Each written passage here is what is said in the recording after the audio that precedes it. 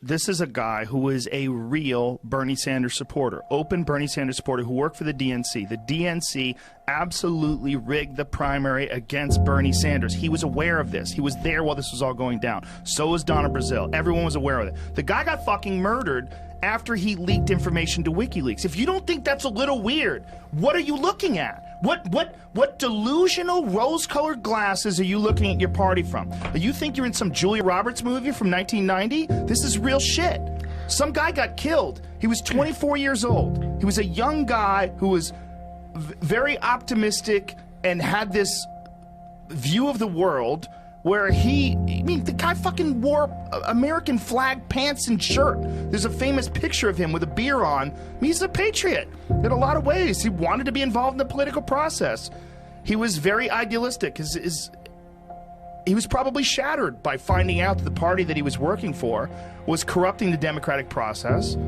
And because I've said this before, you know, I've been accused of helping Donald Trump win by really wacky people online. Like, by pointing out all the flaws of Hillary Clinton. Like, look, man, you can't ignore that shit because you want one side to win.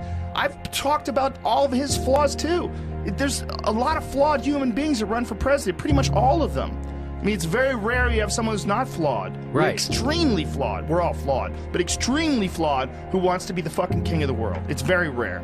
Listen, man, I'm not a fucking reputable person. That's what I try to tell my people. Political ideologies. I mean, I'm just not. I'm not that well read when it comes to politics. I have my opinions on things. But when it comes to things that are rock solid and clear, like that Seth Rich was murdered and people want to ignore it, I'm like, what the fuck do you think happened? There has to be some sort of a disconnect here. When a person is giving information to WikiLeaks that exposes corruption inside the very organization that's responsible for the fucking Democratic Party, and he gets murdered, and you're like, oh, the conspiracy theories. No, he got murdered.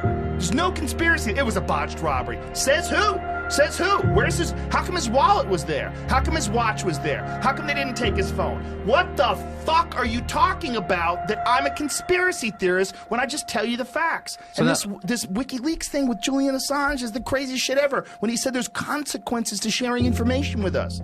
And everybody's like, he works for Russia now. He works for Russia. So he was the darling of the left when Obama was in office. So isn't that amazing?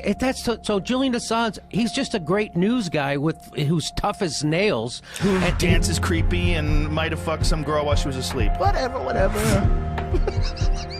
He can't leave. He's stuck in the Ecuador embassy By the forever. way, that case was so fucked. So fucked. So fucked. He's been so fucked, and it's because the CIA wants him so bad, and they control everybody. And now they have influence over Ecuador, and they're trying to fuck. They're trying to get a Halliburton guy to be their new. Anyway, they might just blow up that place. The gas leak. No doubt, right? I wouldn't be surprised if shit like that happened. If more stuff comes out, like the Seth Rich stuff, the amount of people, and this is where I leak any conspiracy theories. The amount of people connected to the Hillary Clinton organization, to the Clinton Foundation, to Bill Clinton, the amount of people that have been iced is stunning.